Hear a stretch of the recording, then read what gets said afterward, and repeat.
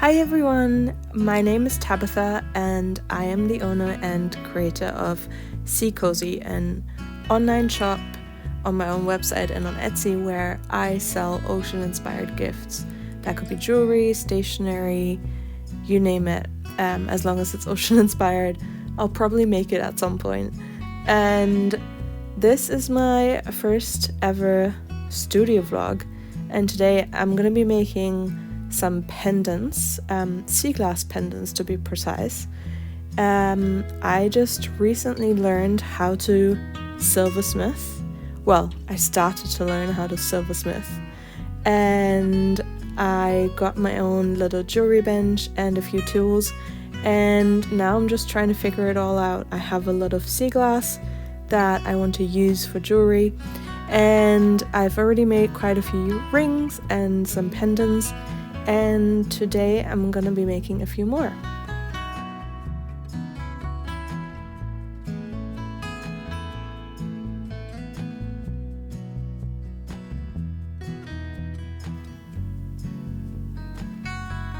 I needed to make some new pickling solution, and when I work I always listen to audiobooks. This time I was listening to When God Was a Rabbit by Sarah Winman, which I've really been enjoying. And yeah, so I got this new pickling solution from Cooks on Gold that is non-toxic. And I'm just gonna mix it with some water and then put it in a little slow cooker to warm it up so that it cleans my silver.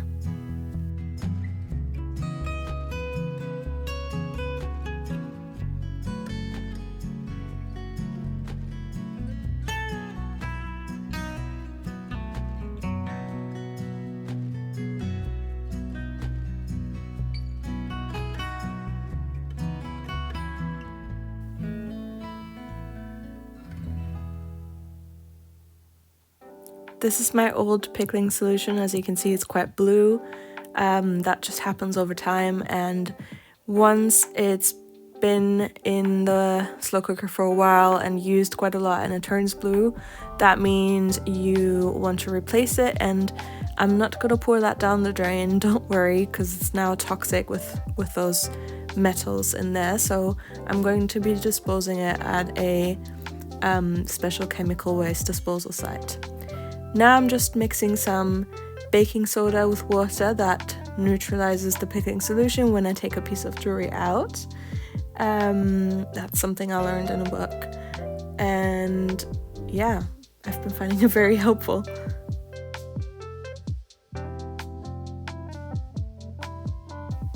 Obviously I wear a respirator when I use fire, so I don't inhale any of the fumes that come off the jewelry when I solder. So now I'm just applying some flux and some solder, and then I'm gonna close a few gaps that I had in those pendants. When I first soldered the bezel strip to the back plate, I had a little gap that remained on each of those pendant pieces, so I'm now just working on closing those.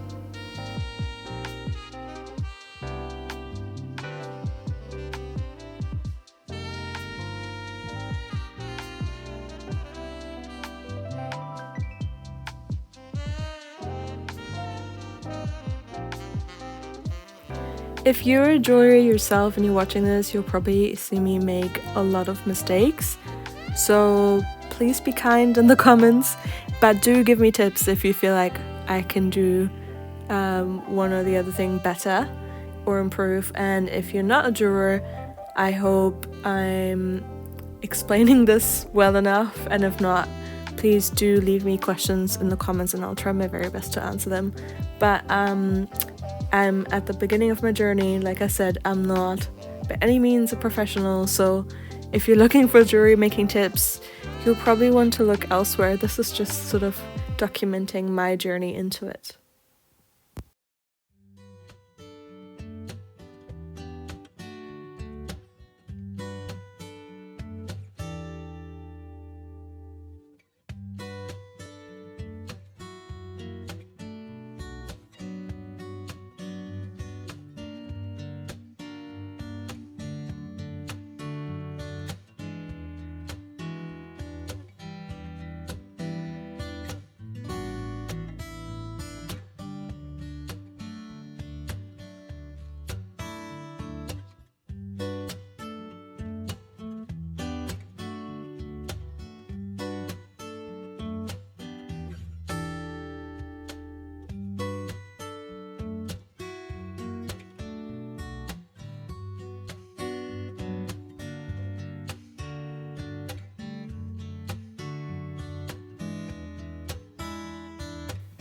Now that those two pieces are in the pickling pot, I'm gonna work on another back plate for a third pendant. You see me have that silver sheet, and now I'm just looking for the best place to cut a piece of silver out. So I'm just drawing around that with a Sharpie. I love this green piece of sea glass, I can't wait to set it. And now I've skipped a few parts, but I've sawn out the metal plate, and I decided to make it backless. So I stamped it with a 925 sterling silver stamp, and then I've cut a little hole in the back so that the light can really hit that sea glass and the color sort of shows in its truest form. I also always recycle my silver, so any silver scraps that I can catch goes into a little jar so I can reuse that silver later.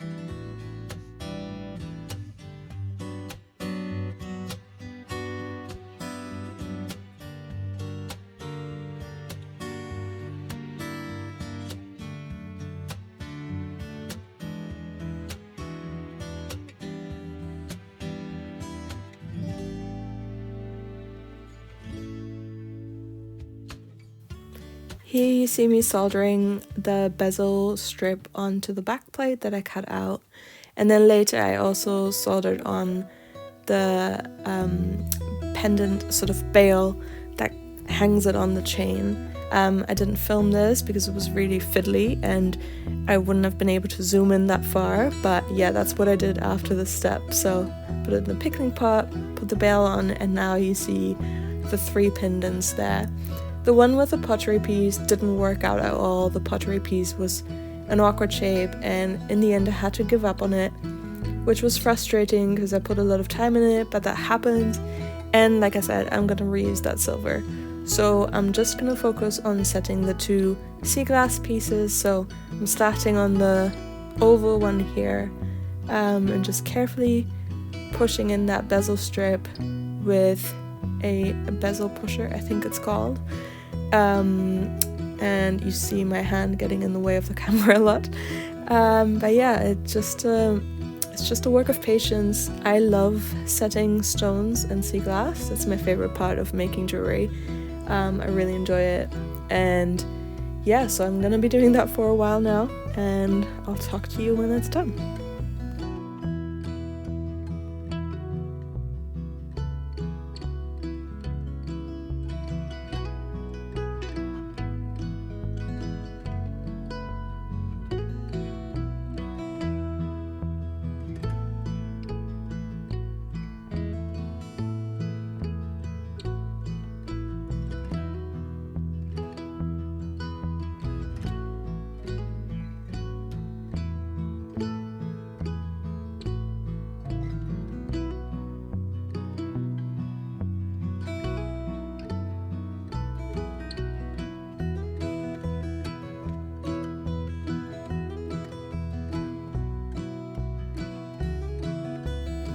This is the second pendant, and as you can see, it's more of a rectangular shape, and the sea glass is sort of an olive green. I really like it. It's nice and flat, so it's easier to set, and I think it's gonna make a great pendant because of its shape.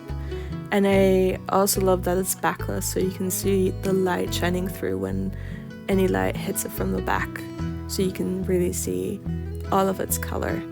I love that sea glass changes colors in the light, or depending on what light hits it. Like, it looks different inside, it looks different outside, it looks different in the sun, it looks different when it rains. So wearing a piece of sea glass is like having a piece of jewelry that has different shades of a color. Like, you can't just say a piece of sea glass is green or olive green, because sometimes it might be darker, sometimes it might be lighter, and I think that's the beauty of it.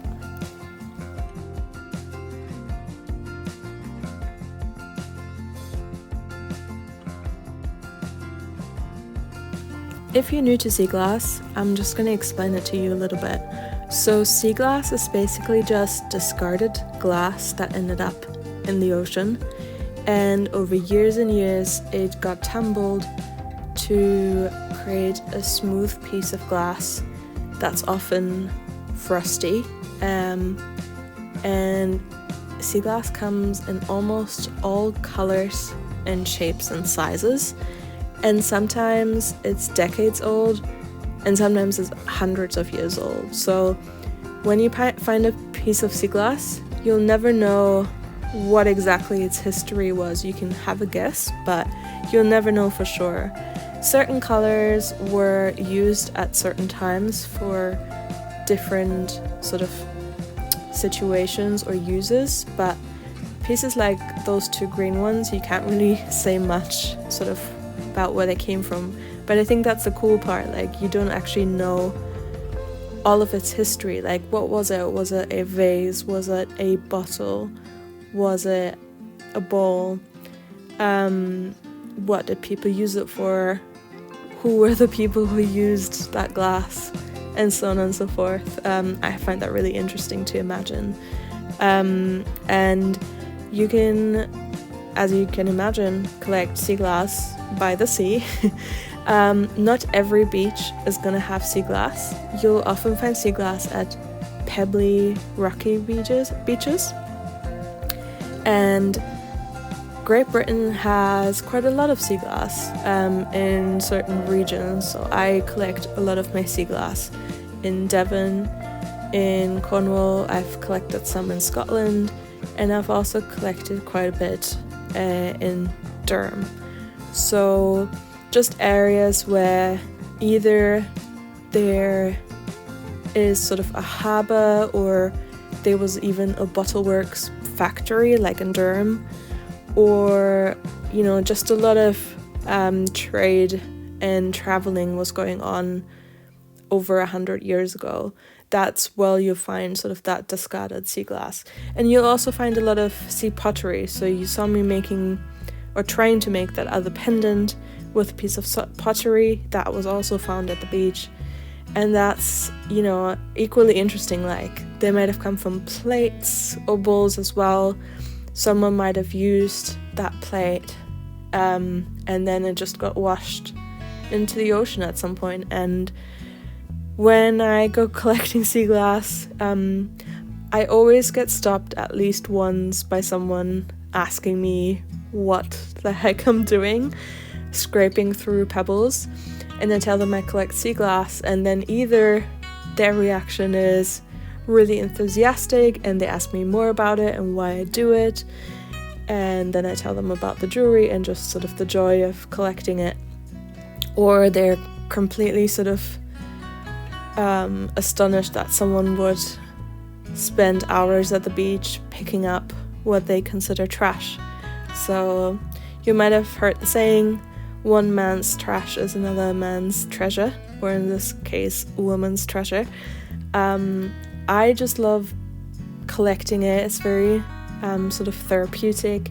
I love spending time by the sea, and I love imagining the stories behind the pieces that I find. So yeah, now that I know how to make jewelry, or I'm learning how to make jewelry, I finally get to use all the pieces that I found and also sell them on to other people, and they get to wear those pieces, and I think that's really fun. So every time I sell a piece of sea glass jewelry, I'm just really excited about, passing that sea glass on to someone else, and that piece of glass continues its story in a way. I know that's cheesy, but that's what I think.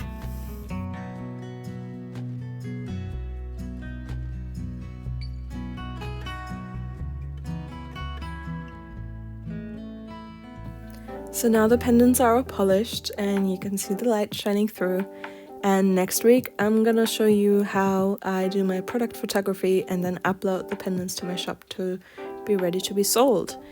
And yeah, that was my first studio vlog. I hope you enjoyed watching a bit of my progress. Here's a lot of my sea glass, but definitely not all of it. Just sorting through it a little bit. Yeah, so thank you for watching. If you've made it thus far, thank you for watching the whole thing. It really means a lot, and I hope you follow along on my journey of making my online shop bigger and better and just enjoying creating a lot of things. In my next videos, I hope to share a lot more behind the scenes footage of my shop and also share tutorials of how to craft different beach and ocean inspired things and some small business tips that I've learned along the way. And if you're either a small business owner or you love ocean inspired crafts or you just like to watch the behind the scenes of a small online shop, I hope you stick around and I hope you follow along. If you'd like to, you can subscribe and then you get a notification when my next video comes out. And if not, that's also fine.